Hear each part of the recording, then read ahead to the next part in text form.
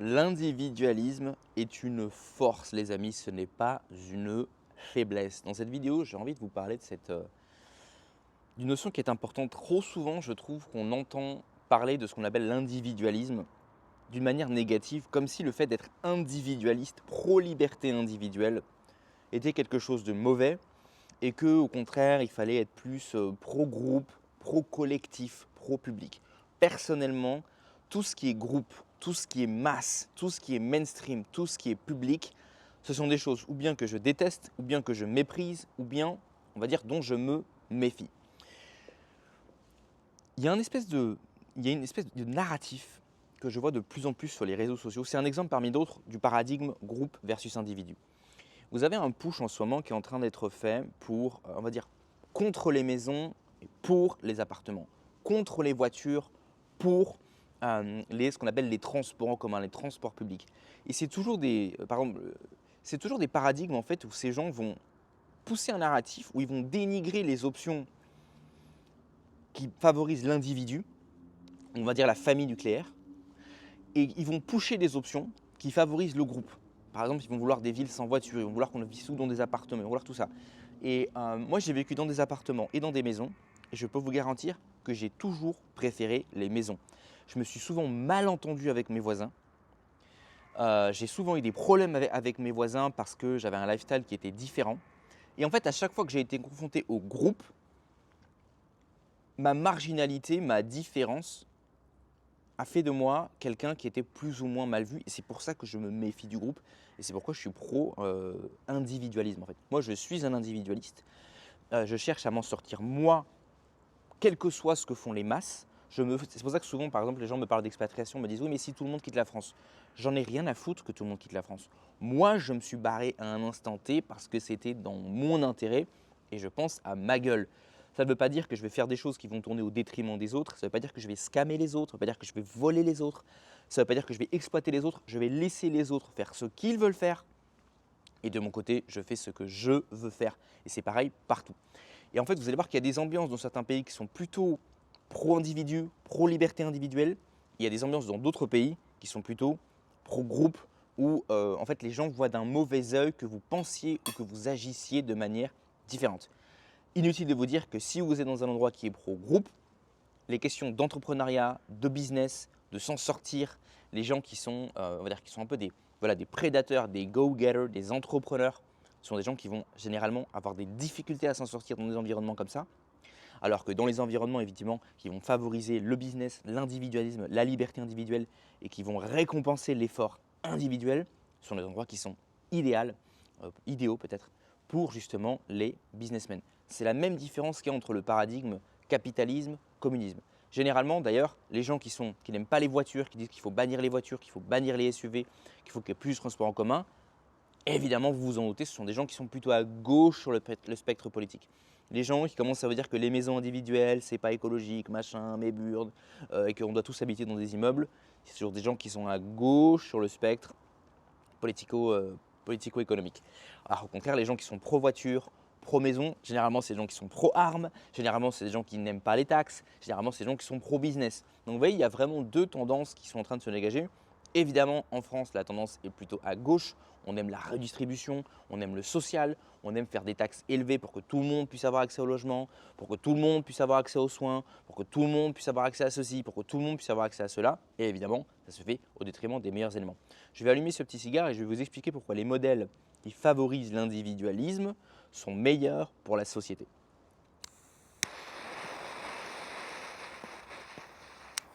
Déjà, comprenons une chose. Les gens qui sont… attendez, je vais redresser ça pour m'adosser un petit peu. Les gens qui sont pro-collectif ne sont jamais pro-collectif pour des raisons de gentillesse. Ce sont toujours des gens qui vont vous accuser si vous êtes un individualiste, si vous êtes un capitaliste, si vous êtes un libéral. Libéral sur le plan économique, pas sur le plan intellectuel. On va toujours vous dire ça, mais tu es un égoïste, tu penses qu'à toi. Rien n'est plus faux. Ces gens sont pro-collectif parce qu'ils ne pensent qu'à eux. Et je vais vous le démontrer tout de suite après avoir bu ce petit café. Non seulement je vais vous expliquer Pourquoi les gens qui sont pro-groupe, pro-collectif, pro-public le font dans leur intérêt, mais même, je vais vous prouver que ça a été démontré scientifiquement. Alors, pourquoi ces gens sont-ils pro-social, pro-collectif? Pourquoi ils veulent redistribuer? Est-ce que c'est parce qu'ils ont pitié pour les pauvres et les gens qui sont pauvres? Mais bien sûr que non. C'est parce qu'ils savent que dans une société, si on valorise l'effort individuel, ils vont pas réussir à entrer en compétition. Parce que ce sont des gens qui n'ont pas confiance en eux, parce que ce sont des gens qui sont fainéants, parce que ce sont des gens qui vivent dans la peur, parce que ce sont des gens qui ont un mindset qui est basé sur le manque. C'est des perdants, c'est des losers. Donc automatiquement, les perdants et les losers, qu'est-ce qu'ils vont vouloir faire? Ils vont vouloir se regrouper.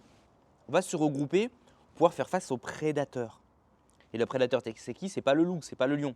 Ce sont les individus qui sont plus intelligents, qui travaillent plus, qui sont juste meilleurs, qui ont plus d'énergie, qui ont plus de résilience et ils le savent. Hein, si on les met sur un playing field qui est juste, où chacun a sa chance, ils vont perdre. Donc, ils veulent s'assurer qu'on redistribue parce qu'ils savent que si on ne le redistribue pas, ils vont perdre. Si on ne redistribue pas, les meilleurs éléments vont davantage gagner et les plus mauvais éléments vont perdre. Alors que si on redistribue, si on égalise, c'est toujours à l'avantage des perdants, c'est à l'avantage des nuls. Vous connaissez très bien cet exemple qu'il convient de répéter à chaque fois parce que c'est un excellent exemple qui explique pourquoi la redistribution est quelque chose de catastrophique. Vous savez, je crois que ou bien c'est saint Thomas d'Aquin, ou bien c'est Aristote, ou bien c'est saint Thomas d'Aquin en s'inspirant d'Aristote qui explique la chose suivante, qui donne la définition de la justice.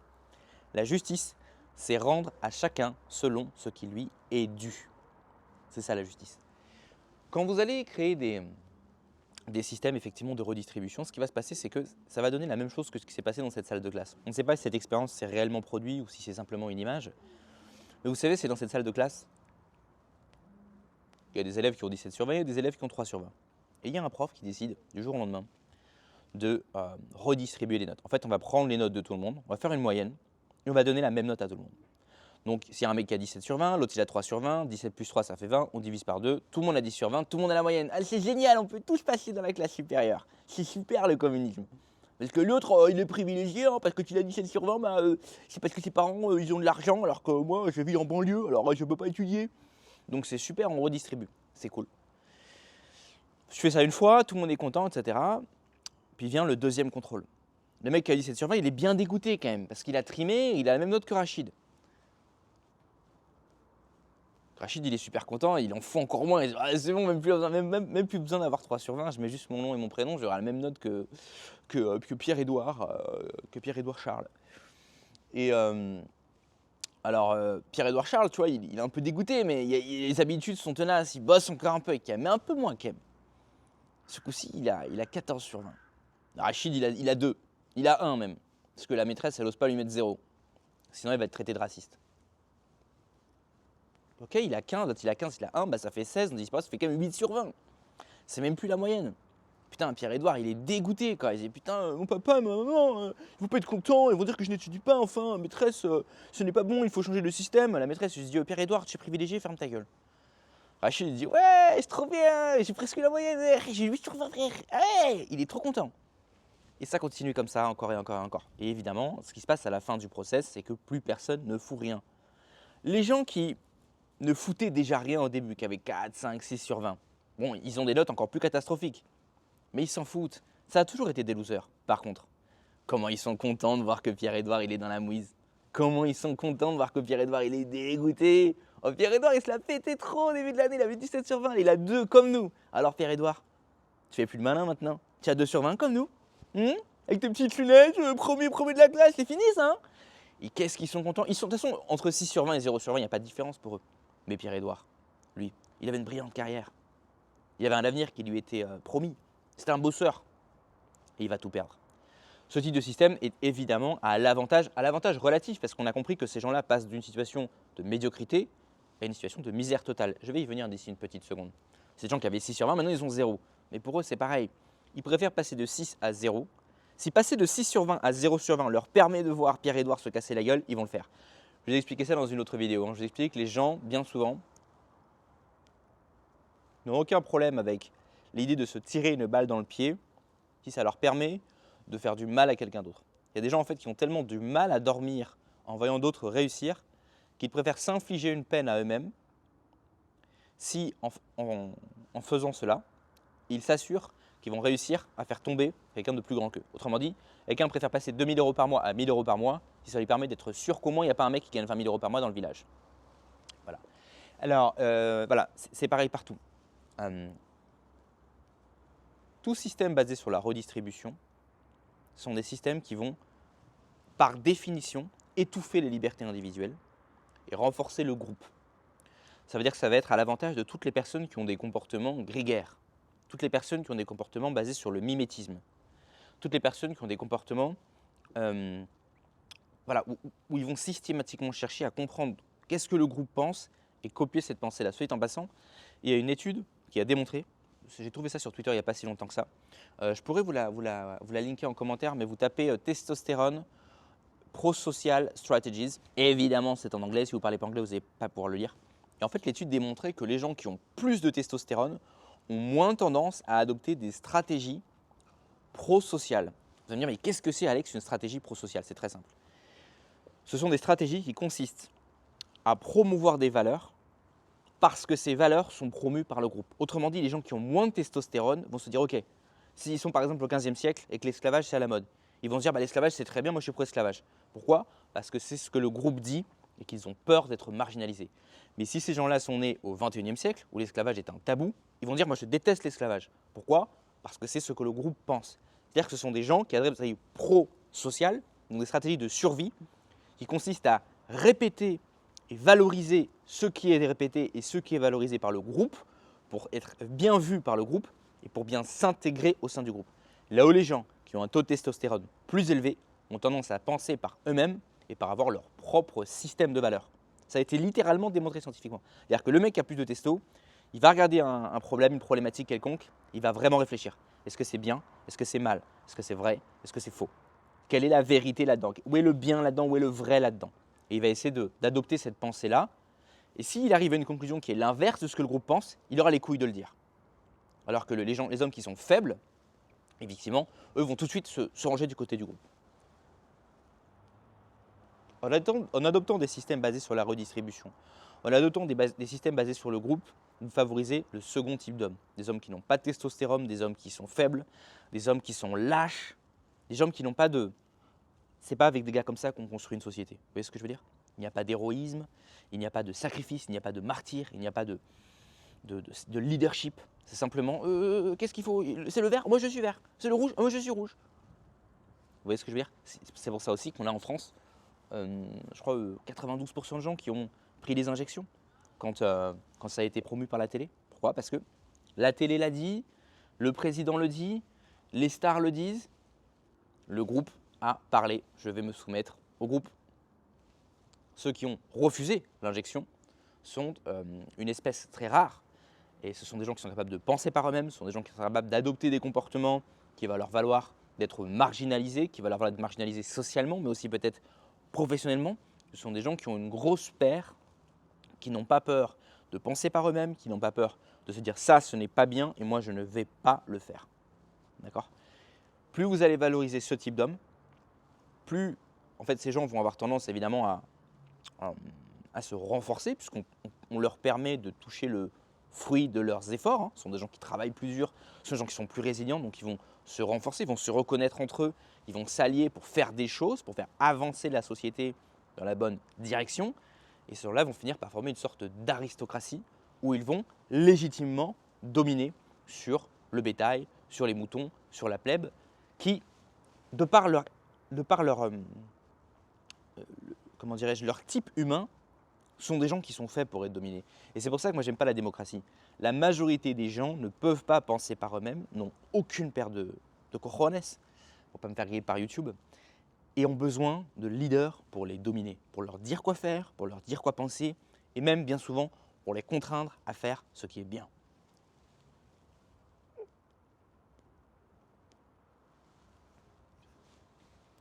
Conclusion les amis. Moi, j'ai jamais été... à chaque fois que j'ai été dans des blocs, dans des immeubles, il y a toujours eu des problèmes avec les voisins. Surtout depuis que j'ai des enfants. Parce que on fait du homeschooling, donc nos enfants sont à la maison toute la journée. Parce que je bosse depuis chez moi, évidemment, donc je suis chez moi. Je vais peut-être tourner des vidéos, je vais peut-être gueuler dans mon bureau, je vais peut-être fumer à l'intérieur. les enfants font peut-être du bruit, je suis un homme libre. Donc ce sont des gens qui ont des routines. Et quand ils voient un homme qui sort de ce, de ce template-là auquel ils sont habitués, ils vont chercher à vous emmerder. Ou bien parce que vraiment ce que vous faites les emmerde, par exemple les enfants font du bruit. Souvent d'ailleurs c'est les personnes âgées qui me font chier avec ça. Ou bien parce que tout simplement ils constatent que vous avez un certain train de vie qui est différent. Mais il bosse pas lui ou quoi? Il sort jamais. Pourquoi il sort jamais? Il est au chômage? Ben, il n'est pas au chômage, il a une putain de bagnole, il a une putain de gonzesse, il s'habille super bien, il est en train de fumer des cigares en permanence. Qu'est-ce qu'il fait? Il est héritier, pourquoi il ne trime pas comme nous? Donc ils vont en fait avoir du ressentiment et donc ils vont commencer à vous emmerder. C'est pareil pour les Airbnb, je vous en ai déjà parlé. Si vous montez des Airbnb, cachez les boîtes à clés. À partir du moment où les voisins vont savoir que vous avez des boîtes à clés, ils vont vous chercher des noises. D'accord? Ils vont vous chercher des noises. Ah, les voisins ils font du bruit alors qu'ils ne font pas de bruit. Mais c'est parce qu'ils ont la haine, parce qu'il a des Airbnb, donc il a du fric, donc il ne travaille pas, donc j'ai la haine. N'allez pas dans des endroits, dans des écosystèmes qui favorisent le groupe, les amis. Allez dans des écosystèmes qui favorisent l'individu. Favoriser l'individu, toutes les grandes avancées de l'humanité ont été initialement le fruit de la pensée, de l'action d'un homme seul. Ça ne veut pas dire que le mec a réussi tout seul, peut-être qu'il avait des équipes, peut-être qu'il avait des boîtes derrière lui, mais c'était initialement l'impulsion venait d'un homme seul. De la même manière que pour faire des choses avec votre corps, vous avez besoin déjà de vos mains, de vos doigts, de vos nerfs, de vos veines, de votre peau.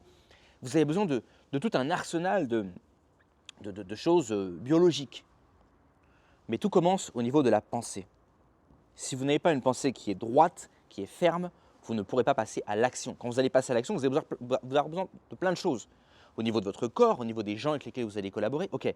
Mais ça commence par une seule pensée, ça commence ici. Et c'est pareil pour toutes les grandes avancées. Par exemple, la semaine de 5 jours aux États-Unis a été initiée par Henry Ford. Et à l'époque, c'était quelque chose de révolutionnaire. D'accord? C'était révolutionnaire. Comment ça, faire travailler les gens que 5 jours par semaine? D'accord? Pareil, la voiture, c'est pareil. La voiture également, l'invention d'Henry Ford qui a dit si j'avais demandé au public ce qu'il voulait, on m'aurait demandé des chevaux plus rapides. Le smartphone, invention de Steve Jobs. D'accord? L'ordinateur personnel, invention de Bill Gates. Les réseaux sociaux, invention de Mark Zuckerberg.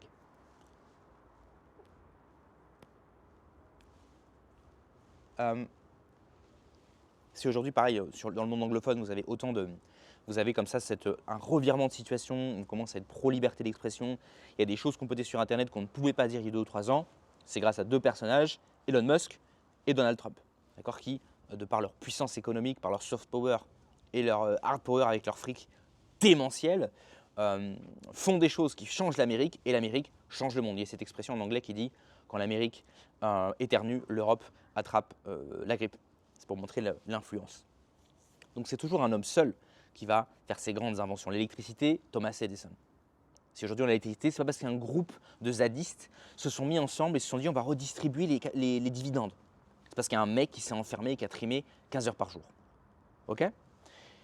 Si vous voulez que la société progresse, vous devez absolument donner un incentive à ce type d'individu.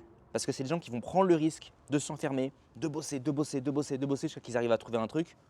Parce qu'ils espèrent que quand ils auront trouvé un truc, ils pourront obtenir les bénéfices sur ce qu'ils ont réussi à trouver. Si vous êtes une société qui est pro-groupe, ce genre d'individualité est étouffé. Et donc on reste la société reste primitive, elle n'arrive pas à évoluer. J'avais écouté une conférence d'un type que j'aime beaucoup qui s'appelle Dominique Tasso, qui expliquait justement, la conférence était sur les facteurs qui font progresser la civilisation. Et il expliquait en fait les différents types de civilisation et comment certaines situations favorisent le groupe, d'autres favorisent l'individu, et comment le fait de favoriser l'individu plutôt que le groupe est un formidable facteur de croissance.